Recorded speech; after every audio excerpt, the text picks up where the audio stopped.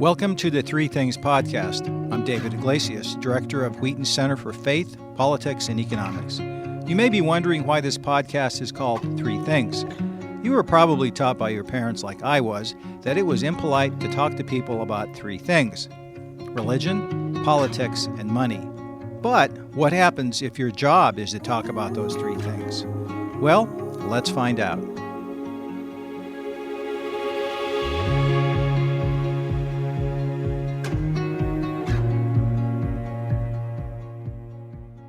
Joining me today in the Three Things podcast is former Oklahoma Congressman J.C. Watts. Mr. Watts graduated from the University of Oklahoma in 1981 with a degree in journalism.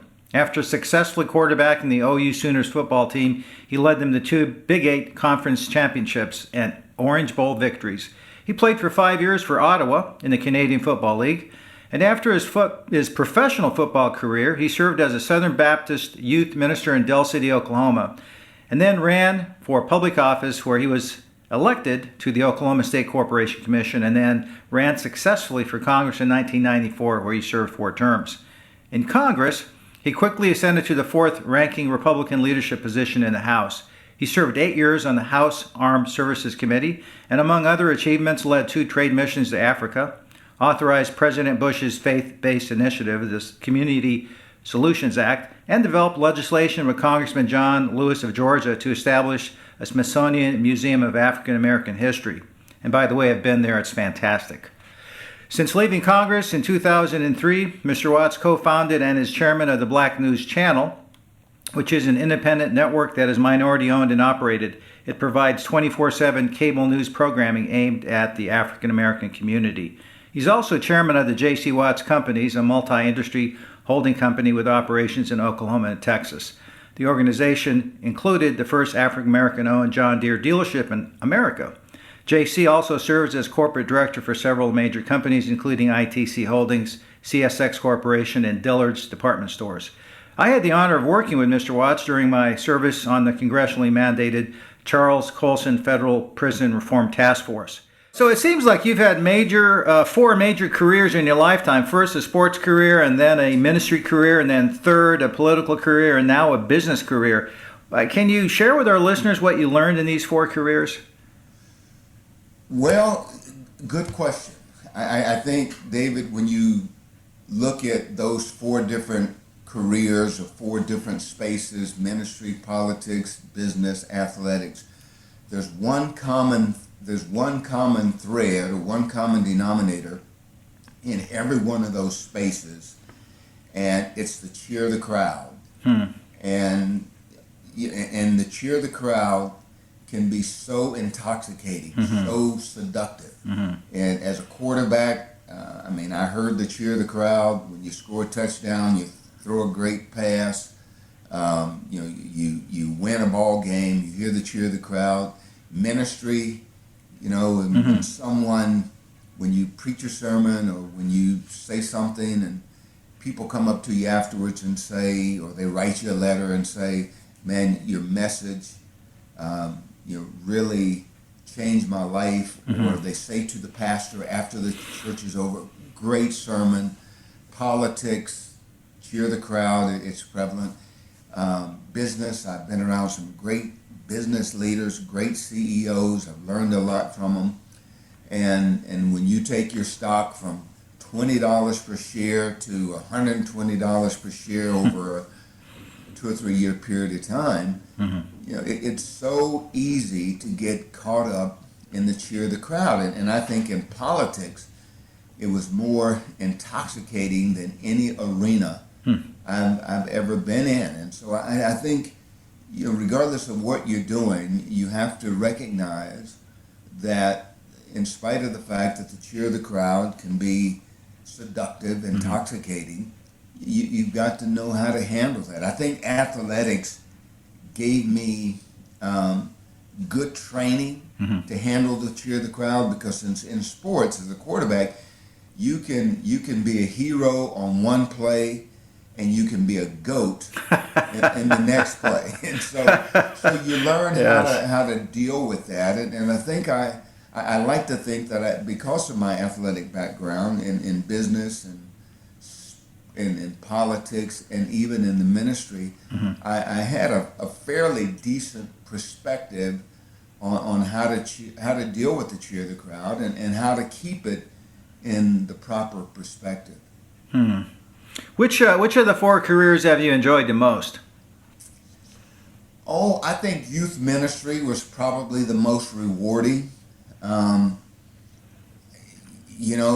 my youth ministry, I got some great advice from the senior pastor at Sunny Lane Baptist Church. The pastor was a guy named John Lucas. And David, I was a youth pastor at a church that was probably 88-90% white. Yeah. 10% other, or probably 93-94% white and 6% other. And it was an interesting experiment. And an experiment really isn't the right word. It was just an interesting experience, I guess I should say. The white pastor, brought me in as a youth pastor and at a white church, and I think even several of the members left the church because he brought me in, and I think there were some that trusted him, but they were somewhat trepidatious about doing this. But he was just kind of an out of the box kind of guy. Yeah. And he brought me in as youth pastor, and our youth group went from about 20 to about 120, and we had a great time, and we saw young people come to know Christ in a personal way, and that experience helped me. I think developed me as a human being. It grew me as a Christian, as a man of faith, and I think those kids in the church would say the same thing. I think the church got an opportunity to, I think, do away with a bunch of myths and preconceived ideas and misconceptions about what it might be or how it might work. And I think it was rewarding in the sense, one, I saw young people come to know Christ in a personal way. Amen. But two, the pastor's wife came up to me, and bless her heart, she just passed away in the last year or so. She came up to me once and she said, "JC, when John Lucas was the pastor's name," she said, "when John invited you in to be our youth pastor," she said, "I thought he was making a huge mistake." But she said, she went on to say, "But you have been a real blessing to me and to our church." And she said, "I'm glad that he went against the grain and did what he did, because of how, we've seen our youth group grow and you're a blessing to our church." And so I think youth ministry was probably the most rewarding, but every area of my life, from business to politics to ministry to athletics, the Lord has grown me and has matured me and used those experiences, I think, in my overall ministry to share Christ and to give folks some perspective on, hopefully, what a Christian life is all about. Yeah. Do you think your status as a football hero helped in your new job as a youth minister? And I remember the football culture when I lived in Oklahoma as a kid. I mean, I'm not sure if people outside the state really understand. Well, I think maybe the folks in Alabama do, and maybe in Texas as well. But there are lots of parts of the U.S. they don't really understand just how pervasive the football culture is. So do you think that your status as a well-known, high-achieving former Sooner quarterback helped you in making your transition to the ministry? It did. And I didn't fully understand that at the time, David, but I do think it helped tremendously. And I think it's helped me in every area of my life. It's helped in politics, having been the quarterback at the University of Oklahoma, and been branded, if you will, as a quarterback at the University of Oklahoma. That helped in my political career. It helped in the ministry. It's so far removed. I mean, I'm so far removed from my football life Right. at the University of Oklahoma and 5 years in Canada, playing in Ottawa and Toronto. I'm so far removed from that now, and people, unless you have gray hairs and no hair, you probably wouldn't remember my football career. Yeah. You may identify with me as a former member of Congress, but no question, athletics, football, high school, I was player of the year in the state of Oklahoma. I was offensive player of the year in both major newspapers here in the state of Oklahoma, and again, I had no idea what God was doing at the time. I mean, I was just a 17, 18-year-old kid, Sure. hoping that I would get a college scholarship and someday end up in the National Football League. But as you mentioned, Oklahoma football, we don't have a professional team. We don't have the Chicago Bears to look to, the Dallas Cowboys. Dallas probably in Oklahoma, that's probably most folks in Oklahoma would probably say Dallas is the NFL team they identify with.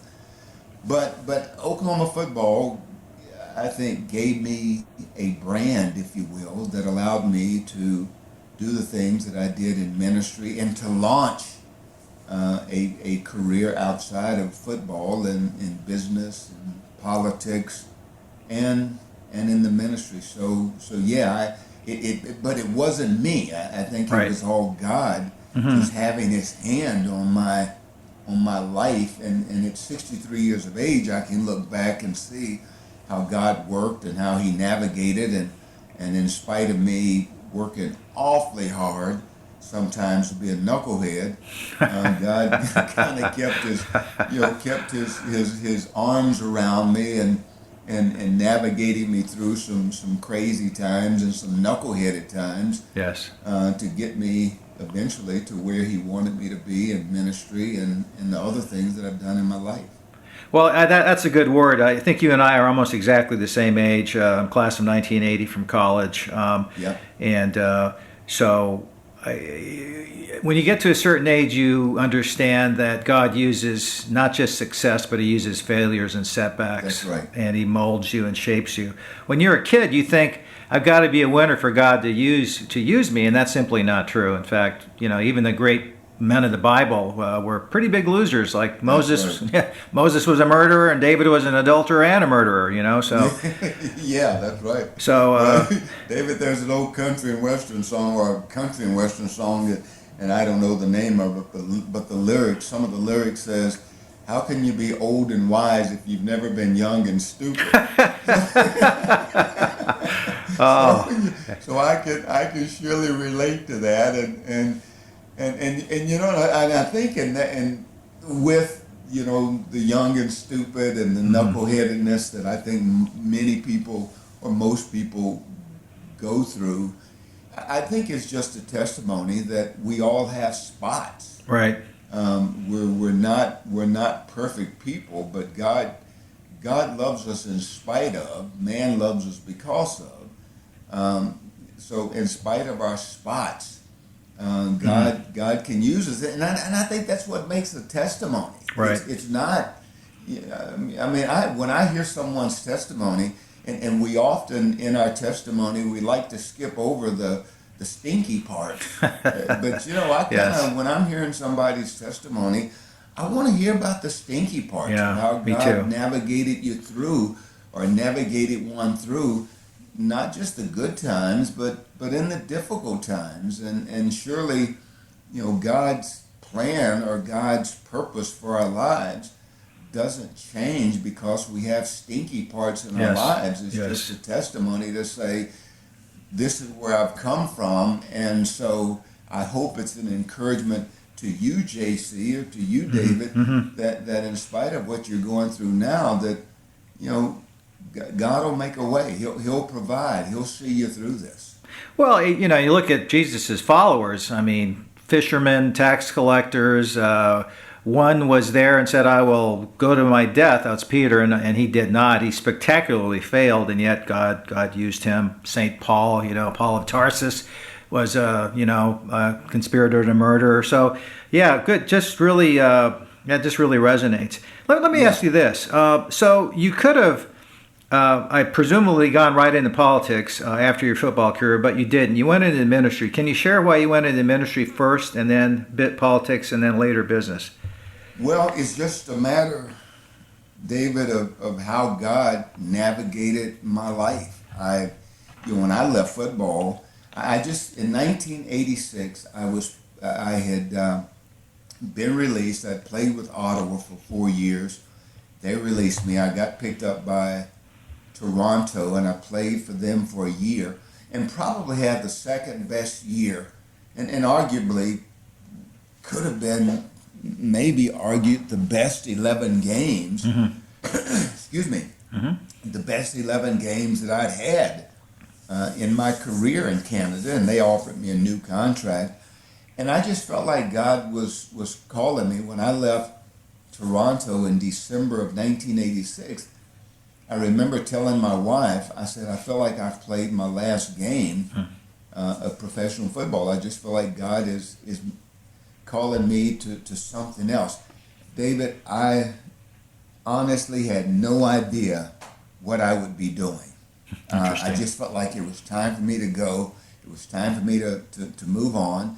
And there was a thought in my mind that I didn't want to be somebody's 30-year-old trainee. Right. And so I wanted to, whatever I was going to do, start doing it, start the training, start the process, and eventually end up owning my own business or being in business of some sort. Well, and again, keep in mind, they just offered me a new contract, and I told the general manager, I said, and I don't think he was a spiritual guy, but I said to him, I said, Ralph, I just feel like it's time for me to move on, and thank you, but no thanks. 30 days later, I was a youth pastor. Wow. Or a youth director at the time. I eventually was ordained and had the title of pastor, youth pastor, but I had no idea what I was going to do, and we kind of, and in my mind, in the back of my mind, I'm thinking, Lord, young people, I mean, give me the, young singles or young married couples, but youth, I'm not so sure I'm ready for that. And in the back of my mind, I was thinking, well, I'll try it. Right. And if it doesn't work, I can move on to something else. And I started in January of 1987. I started a love affair with young people in the Midwest City, Dale City area, which is just a little suburbs of Oklahoma City. That I started it, thought it was going to be a year, and it was something that lasted for 8 years. Wow. Until I ran for the U.S. House of Representatives. So again, I think the testimony there is, make yourself available, and if Right. you make yourself Right. available, God will use you, and it was surely my experience, that's surely my testimony as a youth pastor, and it created opportunities as well for me I still preach. Prior to the pandemic, I would preach 7-8 times a year somewhere around the country, schedule permitting, but it opened tremendous doors again for my ministry to be expanded outside of the state of Oklahoma. When you were a young boy, I think you grew up in Eufaula, and I know where Eufaula is because there's a large Southern Baptist summer camp that I went to many times as a kid. So let's take you back to your youth. What did you aspire to become, JC? Well, I was like most kids that in growing up, you have dreams of becoming a professional football, basketball, baseball player. David, in my world, in my culture, I didn't see black men growing up in coat and ties, being business people, and so what I saw was Calvin Hill playing running back for the Dallas Cowboys. Oh yeah. I saw Roger Staubach playing quarterback. I saw Bob Hayes catching passes. Dwayne Thomas running touchdowns. Those are the people that I identified with. Or I saw Muhammad Ali boxing, or George Foreman, I saw athletes, and not only did I see athletes, I saw athletes that looked like me. Right. And then I had another experience where my sister lived in Tulsa. She would bring down Jet and Ebony magazines, Sure. old Jet and Ebony magazines, and I would peel the pages of those magazines, and I'd see black men in coat and ties and doing things in business and owning automobile dealerships, and some of these men were former athletes that owned these car dealerships. And so I started, I think that there was a seed that was planted, that was sown in my life, that maybe I could do that. Right. Maybe that could happen for me. And then, David, you remember the Selman brothers. Absolutely. Lucius and Dewey. That's right. Lucius, Dewey, and Leroy. Leroy, yeah, that's right. They all were from my hometown. Wow. And then they went to the University of Oklahoma. I was in 8th grade when Leroy and Dewey were seniors, and I was in the 6th grade when Lucius was a senior, and Lucius dated my sister. And so all of a sudden, the Selman boys, and Lucius especially, goes to the University of Oklahoma, and in the 7th grade, I'm watching the game of the decade between Oklahoma and Nebraska. Johnny Rogers and Rich Glover. Oh, yeah. Bob Devaney and Tom Osborne, who I eventually became good friends with because of FCA, Fellowship of Christian Athletes. Well, Lucius played in that game, and I heard Lucius Selman. I'm 7th grade watching on national television, and I see someone on TV. Not only did I know their name, I knew them personally, which was Lucius. And that just, put a spark in my life, or lit a fire under me, that I eventually, I just thought, man, me too. Maybe I could do that. It made the dream of playing college football, and it made it a little more real. A little more possible. Then, of course, Leroy and Dewey, they went and played at Oklahoma as well, and I knew them. And 1976, I signed a letter of intent to attend the University of Oklahoma. But all of that, again, I go back to what we were talking about a few minutes ago. It just, it showed that God had His hand on my life. That's right. All the different things that happened. It's easier for me to look back today and see why they happened, but at the time I didn't understand all of it, but it was surely just God had His hand on my life and had a plan and a purpose for my life. And Amen. At 63, I can say I've truly been blessed to have lived it. Amen. And if memory serves me, one of the Selman brothers played for Tampa Bay, because I remember seeing a restaurant with their name on it and thinking, I remember those guys. Yeah. Leroy and Dewey. Leroy was the first player ever drafted by the Tampa Bay franchise. Oh, my.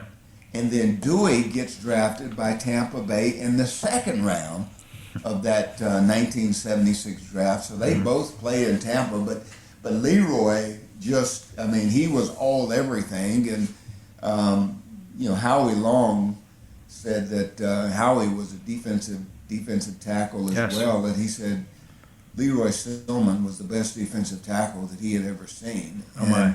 And so that tells you the talent that those Selman boys had, especially Leroy. Leroy was just, I think when God said,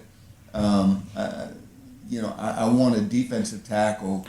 He was thinking Leroy Selman. Yeah. So, I mean, obviously, you're a believer in Christ. And at what point did you decide to follow Christ, JC? Well, I was raised my dad was a minister, a pastor, Mm-hmm. and he was also a police officer and a landlord, and Daddy did a little bit of everything, and he was not in many communities, poor communities, and especially, I don't know what it was like in other cultures, but in African American community, I knew pastors. I didn't know many in my hometown of Eufaula. There was only one church there that had a full-time pastor, but Daddy, I don't ever recall. Well, toward the end of his career, end of his life, he pastored one church, but Daddy would pastor one. He'd had two churches that he pastored. He'd preach at one on the first and the third Sunday, and then he'd preach at the other on the second and the fourth Sunday. And one church he pastored had 6 members. Oh my! And so I grew up in a family of ministers. My father, my uncles. The uncles that I knew on my dad's side were all ministers. So, I accepted Christ as a youth pastor, and there was a guy by the name of Bailey Smith. Yeah, That came to our church and did a 3-day stint at our church, and one of the sermons that he preached. He said, if you're 99% sure that you're saved, you're 100% lost. Oh wow! And then he preached another sermon, wheat and tares. And Bailey was famous for wheat and tares, that sermon. But anyway, he preached, and that night in 1987, he said, if you're 99% sure, you're 100% lost.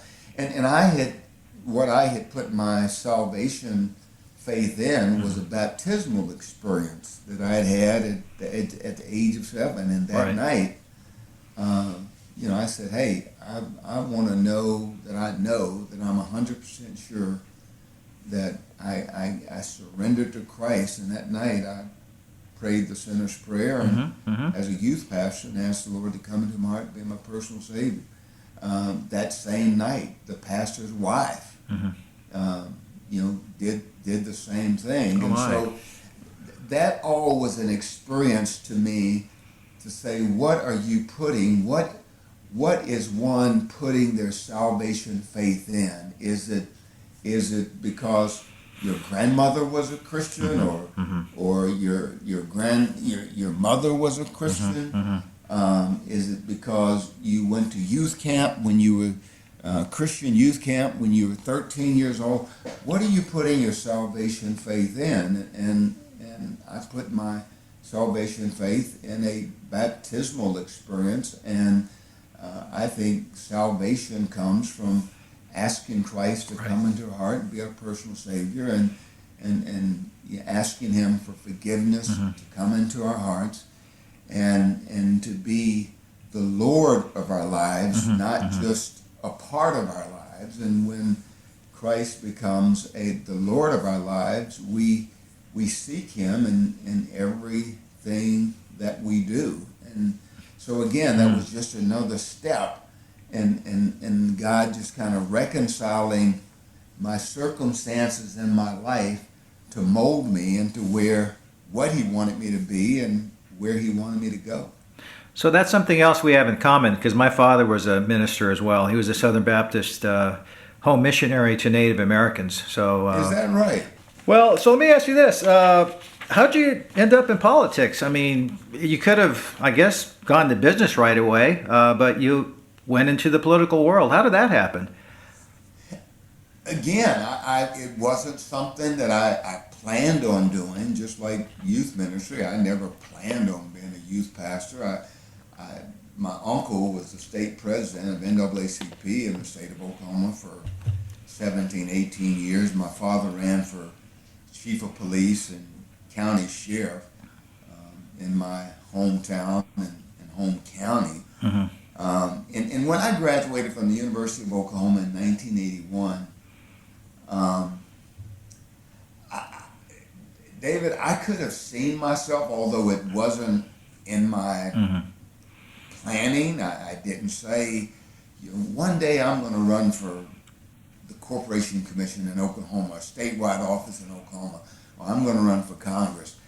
When I graduated in 81 from Oklahoma University, I could have seen myself, if someone would have said, you're going to run for office someday, I could have seen myself doing that. I just never saw myself running for the U.S. House of Representatives. And in late 80s, mid 80s, late 80s, I was disgusted, as many are, about politics and what was going on, and policy issues. Once I kind of struck out in business and understood how politics started to understand how politics could impact the church and the church's work and so forth. Just one day, I was talking to a guy, a friend of mine. I was going through a certification process for a little construction interest that I had, and I was talking to the guy that was responsible for getting me certified, and I was telling him, complaining to him, and he said, JC, he said, you're one of the people that could probably do something about this. He said, you ought to consider running for office. And that's, again, that seed was planted, and it grew, and a year later, I went and registered to run for statewide office, Oklahoma Corporation Commission. Some people had tried to get me to run for the state senate for a senate seat in the area in Norman where I live. But I kind of felt like I had enough wisdom about it at the time to say all the sports banquets and baccalaureates and fifth quarters and commencements that I've done over the years, I probably have more friends statewide, and would probably do better statewide than I would in a local election. And that worked out. That theory worked out pretty well, and because of all the things I'd done in that youth area during my time at the University of Oklahoma and beyond, it served me well. And again, going back to what we've talked about, the theme of what we've talked about all along, I didn't do those youth banquets or those sports banquets thinking that someday I'd run for statewide office. I didn't do those commencements or those fifth quarters after some high school football game because I thought I'd someday run for office. I did them because it was a part of my ministry to share my testimony and share Christ with the youth in the state of Oklahoma. I run for statewide office, ran against a 9-year incumbent. I won, and the rest is history. After serving 4 years of a 6-year term, and 2 of those years at the commission, I was the chairman. And after 4 years, I was encouraged to look at the U.S. House seat in the 4th District of Oklahoma. I did. I registered I filed to run. I won. And David, that year, as a Republican candidate, there were 14. And again, I say this not to boast, but I say it because looking back, it's just another way God had his hand and on my career and was navigating my life because I made myself available. There were 14 African American Republicans that ran that year, and it was kind of a big thing because you had so many that was running in the same cycle. There were 14 candidates. I was the only one that won. Oh my! And so, you know, again, it was just God moving and God navigating. And it wasn't a plan. It just happened because I made myself available to do it. I didn't do it to be the first or to be the last or to be anything other than just feeling like it was something that I was supposed to do. And God blessed it, and it worked out very well for me. I'll say. So you were part of the famous congressional class of '94. For our young listeners who don't remember that, what did your class do that was different than prior Congresses? Well, I think there were many in that class that had never been in politics. Some, like me, had been in politics, but didn't understand politics. But I think we were just kind of a ragtag class that, you know, we were too stupid to know that we were supposed to lose, and we were too stupid to know you don't challenge the power structure or the status quo. And you know, I think the one thing that helped me in my political career as a part of the class of '94 was I wasn't a group thinker. Right. And I've never been a group thinker to say, you have to think like the group. You have to think like all black people. You have to think like this. Or you have to think like that. Or you have to think like all Wattses. I reserve the right to disagree with my siblings. I don't think I should agree with them just because they're Wattses. But I've never been a group thinker. And so we had kind of an eclectic group. Tom Colburn. You probably know that name. I Tom do.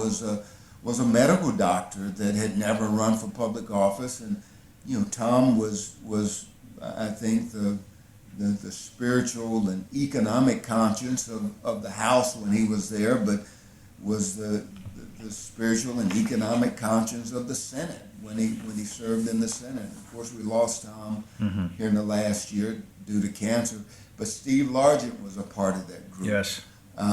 So we were a group that were not tied to politics, if you will.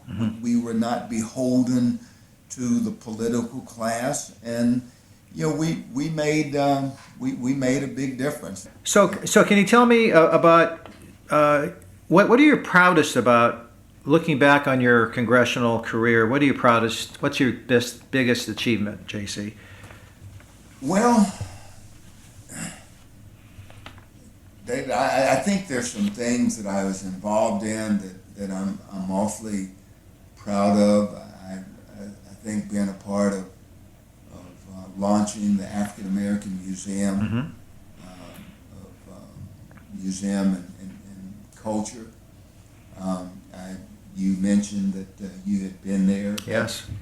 And I didn't do that, or was not a part of that, because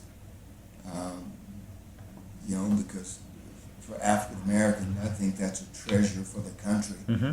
I think it's important that, as I told you, I used to flip through the pages of Ebony and Jet, and seeing people that look like me doing things that in my community of Eufaula, Oklahoma, I didn't think black people did, or black men did. And so I think we all, your kids, red, yellow, brown, black, and white kids, they all need a picture of what it's supposed to look like. And I think the African American Museum gives the nation, gives the world some picture of the contributions that African Americans have made. I don't think that we're the only people in the world, or we're the only people in the country, but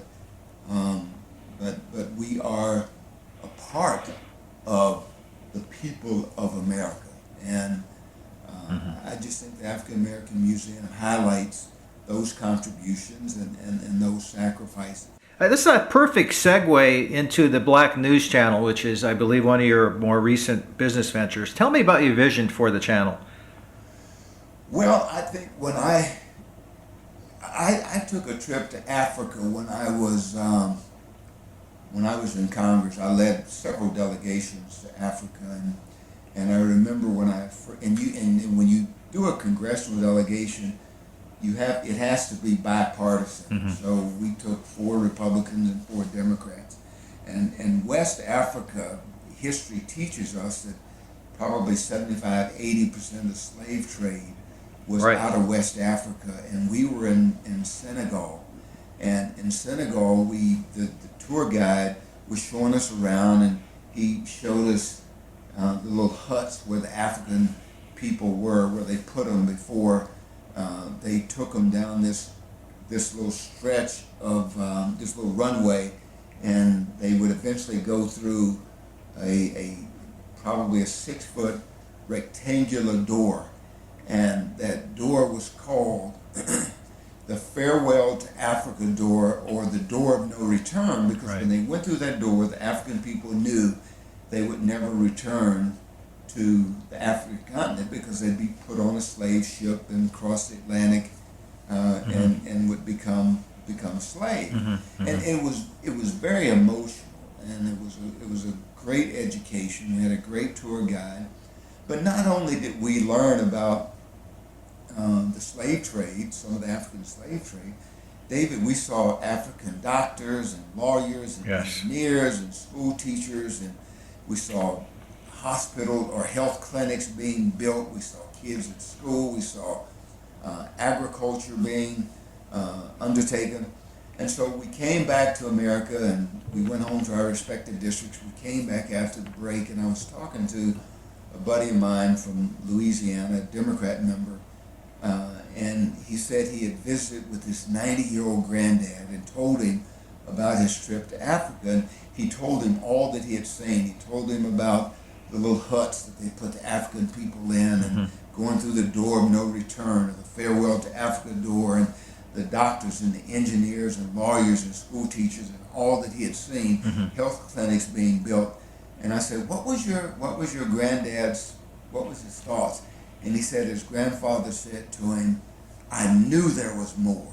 And all he had ever seen was, the Tarzan movies right that painted African people in a certain way. And all he had seen is what TV had shown him about the African continent, which it didn't paint a very good picture of Africa or African people.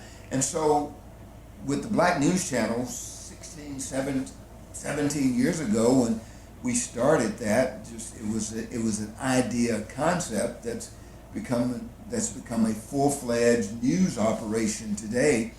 But I started it behind the theory that there's more to the black community than what we see right on TV. There's more. There's doctors and lawyers and engineers and school Amen. teachers, and there's obviously sports and entertainment. That's a lot of what you see in the black community, and I don't belittle those arenas, because I came out of the sports arena, but there's so much more to the African American community than the mainstream media talks about. So, as the first African American Republican member of Congress in the state south of the Mason-Dixon line since Reconstruction, did you feel any special pressures? No, I didn't. And I think there were people that tried to put me in situations to play the role of the black Republican, or to play the role of the black conservative. I am not a black Christian. Amen. If you define me as a black Christian, then my blackness should supersede my Christianity, and I don't view the world like that. I am a Christian that happens to be black, and so I didn't allow people to put me in that bubble of playing the role as the black conservative. and I didn't, and with God as my witness, David, I never, when they moved me to quarterback in high school, I was the first black quarterback in my high school, but I didn't. I wanted to be a running back because I told you the Sherman brothers were my heroes, and Yes. Lucius was a fullback. He wasn't a quarterback, so Yes. I wanted to be a running back, not a quarterback. The coaches were the ones that made the decision for me to be a quarterback, and I finally, quit resisting it. But I didn't say, yeah, I want to play quarterback because I want to be the first black quarterback in my high school. Right. Or I want to be the first black person that runs for, that gets the nomination for either political party in a statewide office in Oklahoma, and the first black to be elected, or the first black elected first black Republican elected south of the Mason-Dixon line since Reconstruction. And I'm not so sure that's it. And I've heard people recite that fact, David. I don't know if that's factual or not, but I never did it to be the first. I did it because it was the right thing to do, and I felt like, if I would go and do my part, that God would surely do His part and bless it. And even if I would have lost my race to Congress, I think there's things I could have taken that I could have used in my ministry. So no, I didn't feel any special pressures, and again, as I mentioned earlier, the class of '94, that class that you mentioned, Right. I'm not a group thinker. I don't think I don't think that I have to think as a conservative. Like, there's conservatives that I disagree with. Of course. There are black people that I don't believe in groupthink when it comes to being black. I don't believe in groupthink when it comes to being a conservative. I don't believe in groupthink when it comes to being a Watts. I reserve the right to look at the facts, to look at the circumstances, and allow my Christian faith to navigate through to a circumstances that at the end of the day, hopefully will bring honor to my God. And so no, to answer your question, that's a good question. I've been asked that question on many occasions, but no, I felt no special need to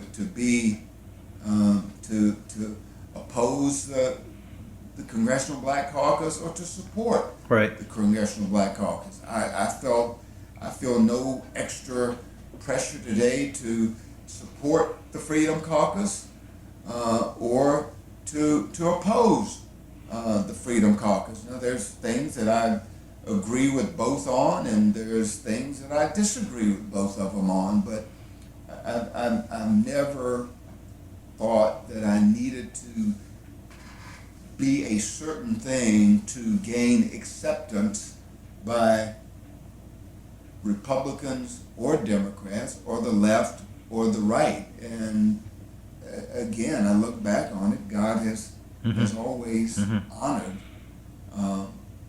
my perspective on that.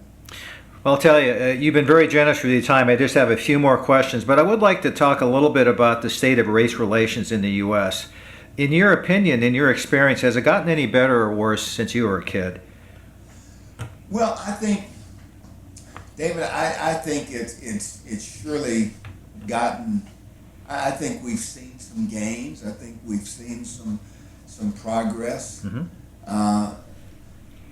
But I think we tend to look at the wrong things to benchmark our progress. Right.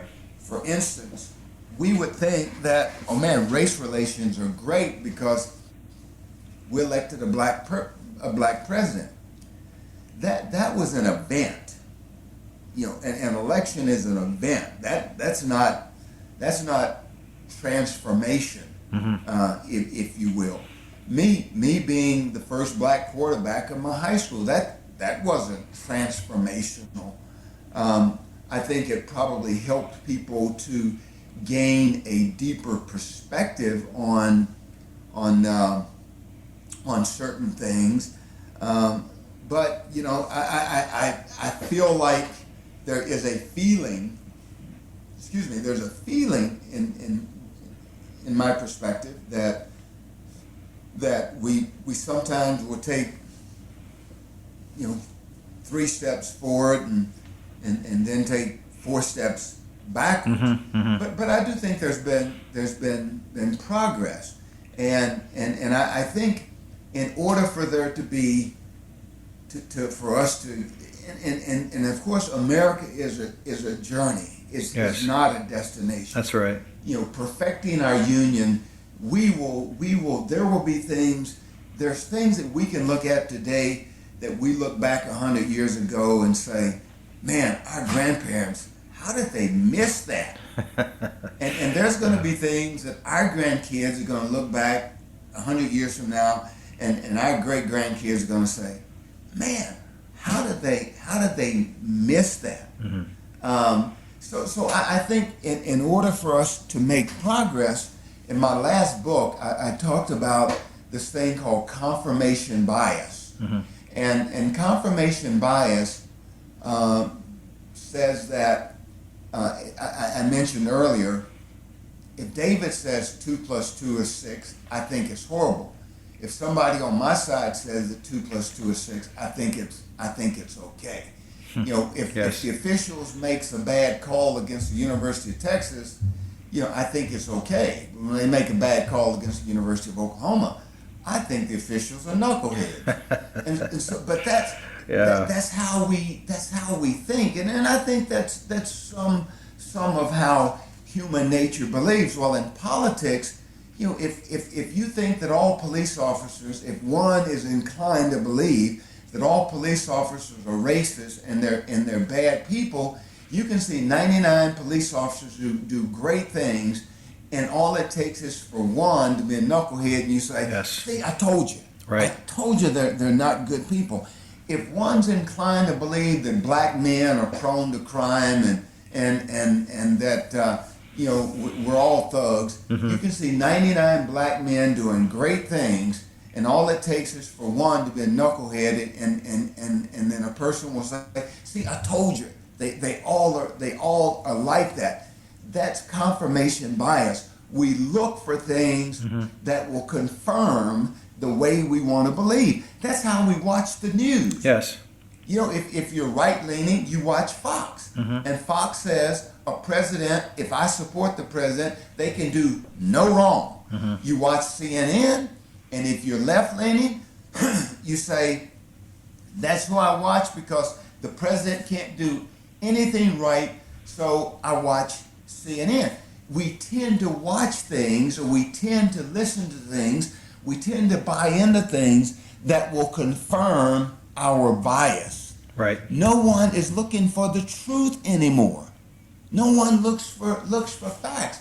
I can show you things that Barack Obama did that Republicans think it was horrible because he did that. And he was a hoodlum for doing that. But then if Donald Trump does it, then he's okay. I can show you things that Donald Trump did that people think he's a hoodlum for doing it, but I can show you things the Democrat presidents did the same thing, but Democrats thought it was okay. Again, we look for things to confirm our bias, or we look for things that will confirm what we want to believe, not to confirm what the truth is. And social media has surely added to that. I was on Facebook for 7 months when I wrote my last book. The publisher thought I should be on Facebook to promote it. I went on Facebook, David, I was there for 7 months, and I said, I'm too happy of a fella to be on Facebook. You and me, JC, you and me. I said, I don't need Facebook as a part of my world. And so again, I don't think things ever gets better in race relations as long as we look for things to confirm our bias rather than looking for the truth. And the truth, you know, sometimes the truth will usually hurt before it helps. Yes. Yes. And if race relations are, I've had people that told me, I only listen to conservative media. Mm-hmm. I've had people tell me I only listen to liberal press. Mm-hmm. Well, I kind of listen to it all because I want to hear what everybody's saying. That's right. And I'll make up my own decisions based on the fact. And I've watched both enough to know that there's some conservative press out there that it's all conspiracy and it's all fiction.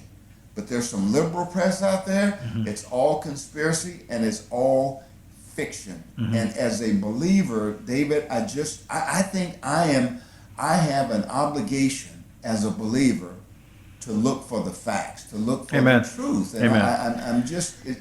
Race relations will never get any better as long as we buy into, as long as we exercise confirmation bias. Now, you asked me the time and I built you a clock there, but I do think that we made some progress, but we've obviously we've got a ways to go. Well, this assault on the truth is really troublesome. I mean, one of my favorite verses in the New Testament is John 8:32 that says, "You shall know the truth, and the truth shall set you free." And I understand that has direct spiritual application, but I think it also applies generally. And when we have given up the belief that objective truth exists, I think we're in a bad place. And I think as Christians, we need to say the truth does exist, and we need to look at the evidence.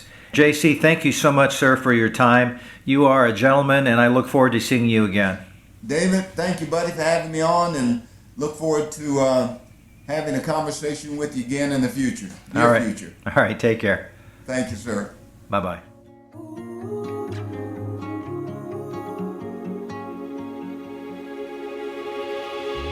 You have been listening to Wheaton's Center for Faith, Politics, and Economics podcast. 3 Things with host David Iglesias. Join us again in 2 weeks for a new interview with an accomplished faith, political, and business leader.